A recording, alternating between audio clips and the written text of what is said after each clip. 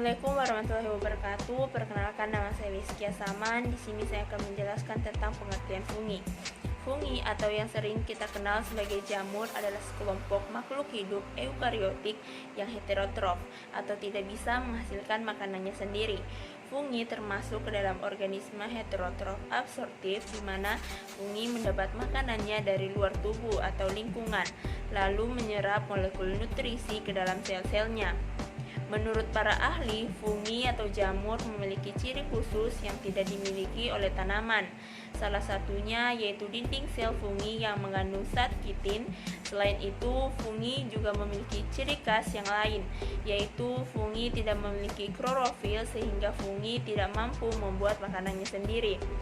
Fungi memiliki sistem pencernaan bersifat ekstraseluler, yang artinya zat makanan diurai di luar tubuh menggunakan enzim yang ada pada jamur, dan kemudian jamur menyerapnya dalam bentuk zat yang sederhana. Umumnya fungi tumbuh pada tempat yang lembab. Selanjutnya, reproduksi fungi. Reproduksi pada jamur terdiri atas dua cara, yaitu reproduksi secara generatif atau seksual dan vegetatif atau aseksual. Reproduksi jamur secara generatif dilakukan dengan pembentukan spora seksual melalui peleburan hifa atau benang atau serat halus yang mempunyai jenis berbeda. Reproduksi jamur secara vegetatif dapat dilakukan dengan pembentukan tunas fragmentasi atau pemutusan hifa dan pembentukan spora aseksual berupa spora geospora atau conidospora.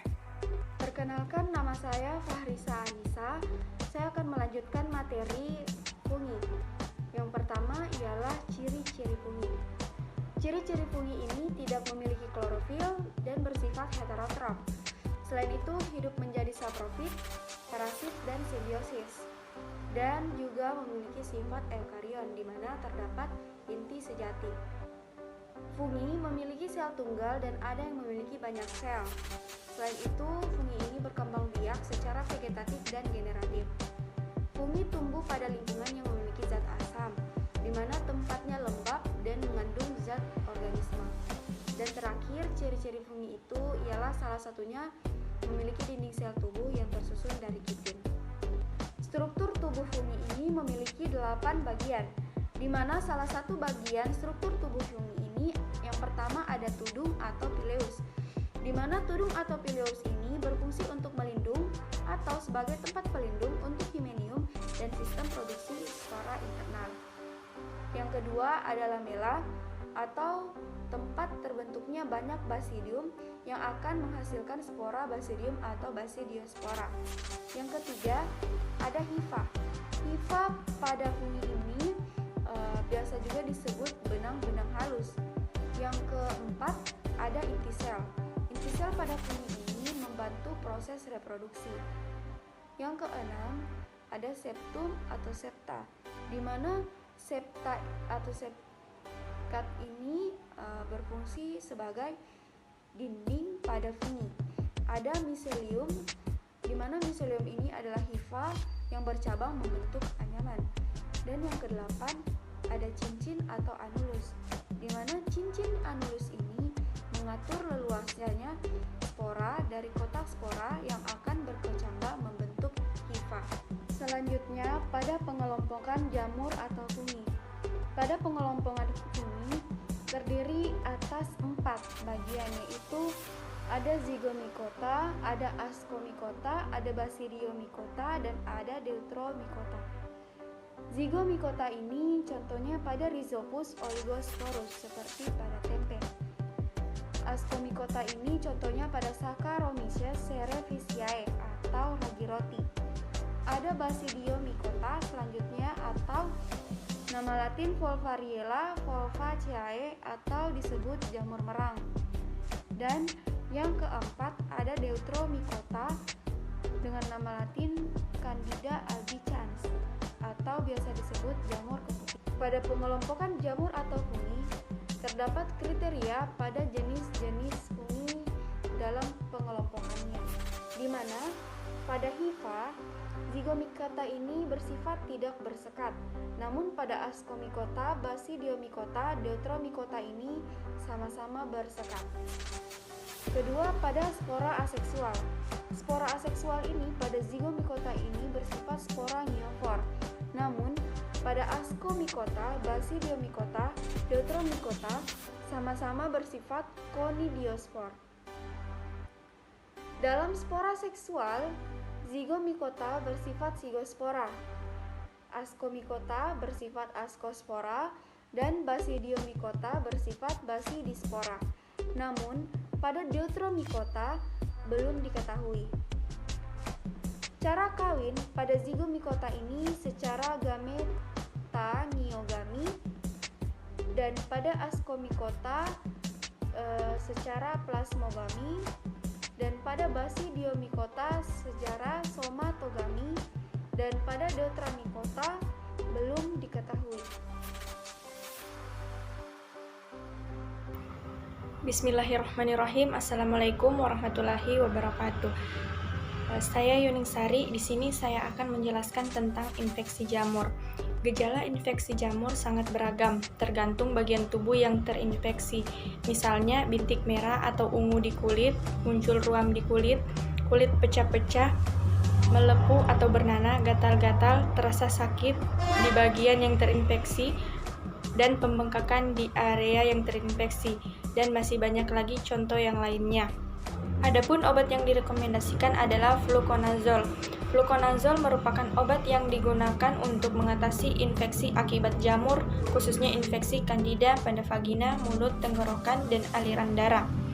Fluconazole yaitu anti jamur golongan imidazol, bekerja dengan menghambat enzim sitokrom P450, yaitu enzim yang berperan dalam jalur biosintesis sterol pada jamur sehingga pertumbuhan jamur terhambat. Perkenalkan, nama saya Alvina Damayanti Tasaka. Di sini saya akan melanjutkan materi tentang penyakit infeksi jamur beserta obat yang diberikan atau obat yang direkomendasikan. Yang kedua ada jamur Aspergillus menyebabkan penyakit aspergillosis. Penyakit ini umumnya mempengaruhi sistem pernapasan, namun juga dapat menyebar ke bagian tubuh lainnya, seperti kulit, mata, dan otak. Jamur Aspergillus hidup di tanah, pohon, padi, daun kering, kompos, pendingin, dan pemanas ruangan atau tempat yang lembab. Infeksi jamur Aspergillus lebih sering terjadi pada orang dengan sistem imun yang lemah. Penyakit aspergillosis disebabkan oleh jamur Aspergillus yang terhirup ke dalam saluran pernafasan. Adapun pencegahan dari penyakit aspergillosis, yang pertama, hindari tempat yang rentan ditumbuhi jamur seperti tempat galian tanah, tempat penyimpanan padi atau gandum, dan tumpukan kompos. Yang kedua, gunakan masker dan pakaian yang tertutup saat beraktivitas di tempat yang berisiko terpapar jamur seperti di kebun, sawah, atau hutan.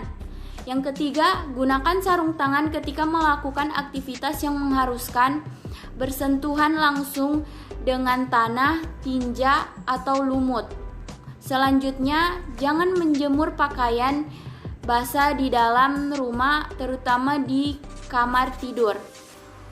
Adapun obat yang direkomendasikan untuk penyakit ini adalah obat Itzol dalam bentuk kapsul.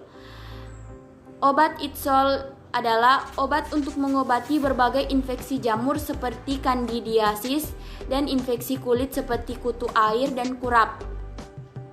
Obat ini merupakan obat keras yang harus menggunakan resep dokter apabila ingin mengonsumsinya. Obat Itzol mengandung zat aktif bernama itraconazole. Itraconazole adalah agen anti jamur turunan triazol yang dapat menghambat aktivitas enzim CYP450 pada jamur sehingga menurunkan pembentukan ergosterol sebagai komponen dinding sel dan menghambat pembentukan membran sel.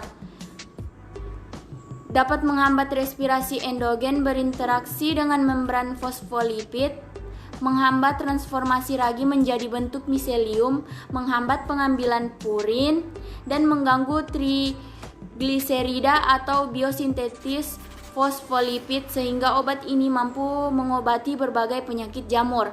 Yang ketiga ada jamur Epidermophyton, Microsporum, dan Trichopiton dapat menyebabkan penyakit kurap.